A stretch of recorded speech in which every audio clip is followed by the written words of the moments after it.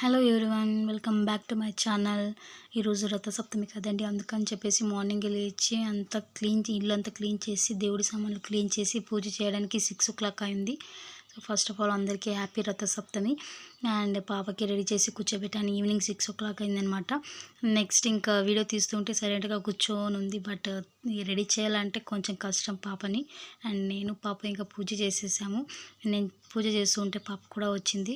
ఇంకా పాపని కూడా పూజ చేయించాను.